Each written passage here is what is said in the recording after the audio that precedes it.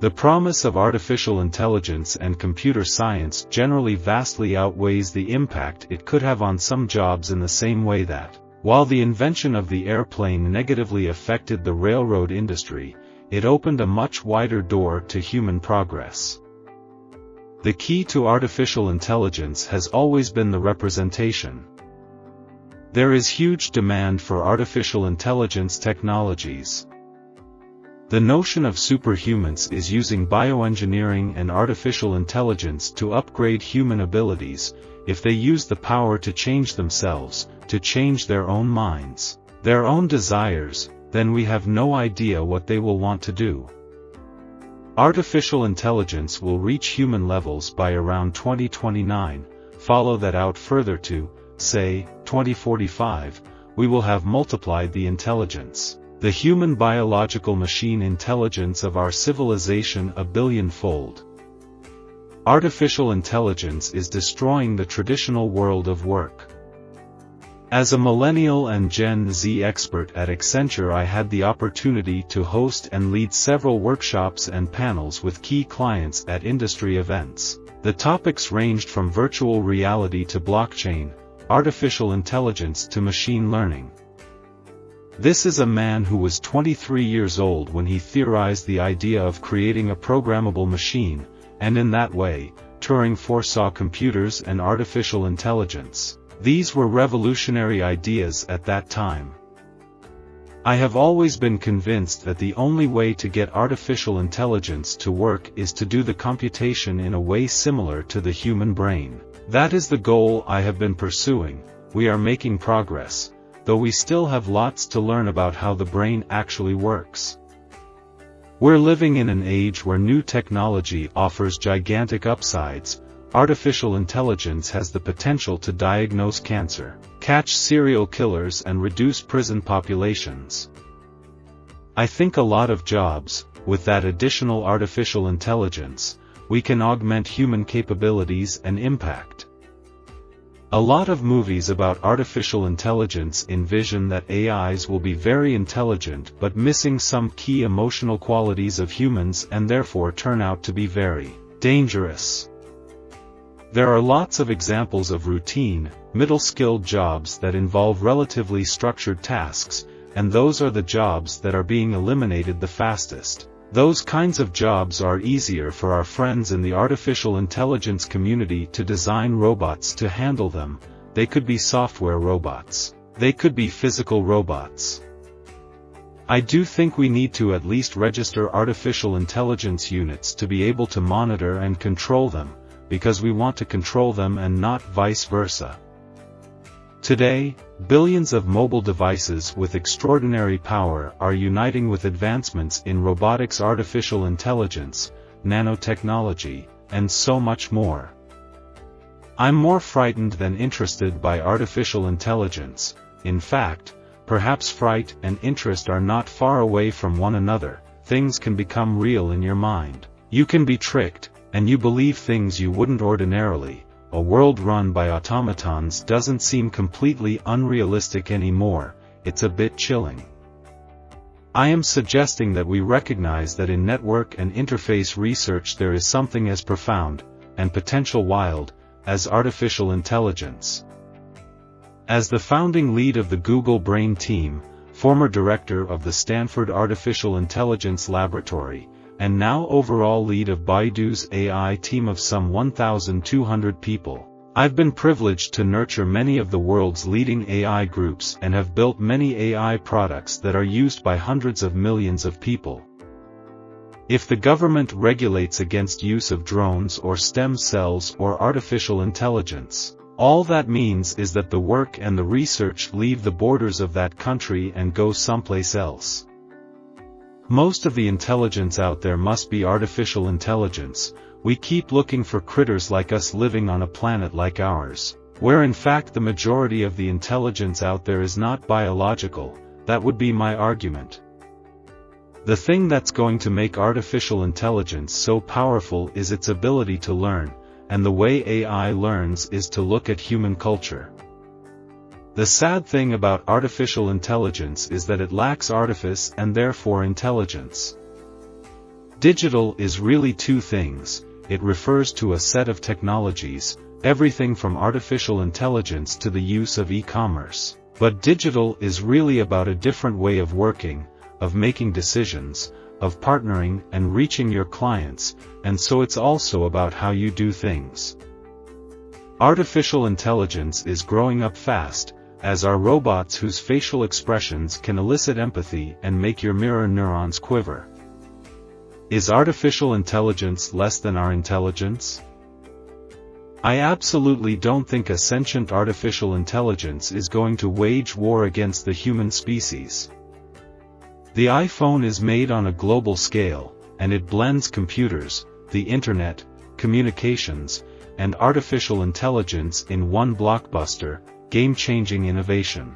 It reflects so many of the things that our contemporary world is good at, indeed, great at. I often tell my students not to be misled by the name, artificial intelligence. There is nothing artificial about it. AI is made by humans, intended to behave by humans, and, ultimately, to impact humans' lives and human society. I believe this artificial intelligence is going to be our partner. If we misuse it, it will be a risk. If we use it right, it can be our partner. In the long term, artificial intelligence and automation are going to be taking over so much of what gives humans a feeling of purpose. By their very nature, heuristic shortcuts will produce biases, and that is true for both humans and artificial intelligence. But the heuristics of AI are not necessarily the human ones. In Dublin, we open the Dock, our new multidisciplinary innovation R&D and incubation hub where all elements of our innovation architecture come to life. The Dock is a launch pad for our more than 200 researchers to innovate with clients and acquisition partners with a particular focus on artificial intelligence. A lot of what people are calling artificial intelligence is really data analytics, in other words, business as usual. If the hype leaves you asking what is AI, really, don't worry, you're not alone. Deep learning is a subfield of machine learning, which is a vibrant research area in artificial intelligence, or AI. Anything that could give rise to smarter-than-human intelligence, in the form of artificial intelligence, brain-computer interfaces, or neuroscience-based human intelligence enhancement, wins hands down beyond contest as doing the most to change the world. Nothing else is even in the same league. Nobody phrases it this way, but I think that artificial intelligence is almost a humanities discipline. It's really an attempt to understand human intelligence and human cognition. Some people worry that artificial intelligence will make us feel inferior, but then, anybody in his right mind should have an inferiority complex every time he looks at a flower. Artificial intelligence is just a new tool, one that can be used for good and for bad purposes, and one that comes with new dangers and downsides as well. We know already that although machine learning has huge potential, data sets with ingrained biases will produce biased results, garbage in, garbage out. Some of our best and unexpected discoveries have been born out of crises. From the Second World War, for example, came Alan Turing's decoding machine, widely considered as the precursor to modern-day computers and artificial intelligence. Forget artificial intelligence. In the brave new world of big data, it's artificial idiocy we should be looking out for. Like all technologies before it, artificial intelligence will reflect the values of its creators. So inclusivity matters, from who designs it to who sits on the company boards and which ethical perspectives are included. Technology, through automation and artificial intelligence, is definitely one of the most disruptive sources. A year spent in artificial intelligence is enough to make one believe in God. I combine magic and science to create illusions. I work with new media and interactive technologies, things like artificial intelligence or computer vision, and integrate them in my magic. It's going to be interesting to see how society deals with artificial intelligence, but it will definitely be cool.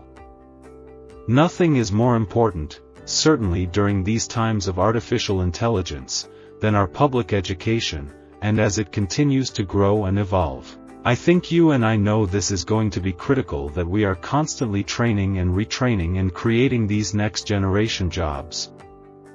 People don't want to believe that technology is broken. Pharmaceuticals, robotics, artificial intelligence, nanotechnology, all these areas where the progress has been a lot more limited than people think, and the question is why. Advances in automation, artificial intelligence and robotics, while increasing productivity, will also cause major upheavals to the workforce. Sooner or later, the U.S. will face mounting job losses due to advances in automation, artificial intelligence, and robotics. We have artificial intelligence, virtual reality, augmented reality, 3D printing, robotics, and nanotechnology that have changed the face of modern medicine. It is essential for Indian doctors to familiarize themselves with the latest developments to be able to control technology and not the other way around. Artificial intelligence, in fact, is obviously an intelligence transmitted by conscious subjects, an intelligence placed in equipment. It has a clear origin, in fact, in the intelligence of the human creators of such equipment. Some people call this artificial intelligence, but the reality is this technology will enhance us, so instead of artificial intelligence, I think we'll augment our intelligence.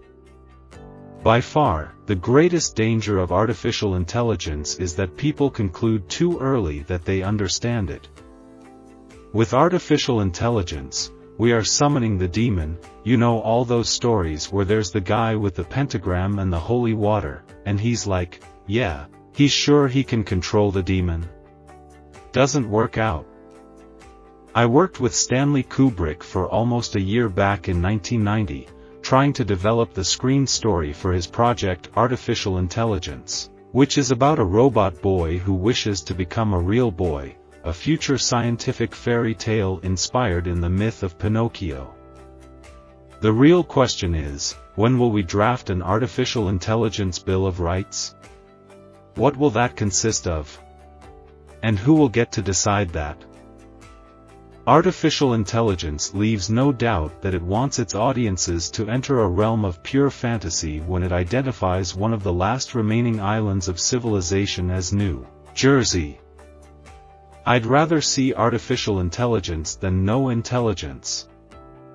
There is no reason and no way that a human mind can keep up with an artificial intelligence machine by 2035. Some law firms now use artificial intelligence software to scan and read mountains of legal documents, work that previously was performed by highly paid human lawyers.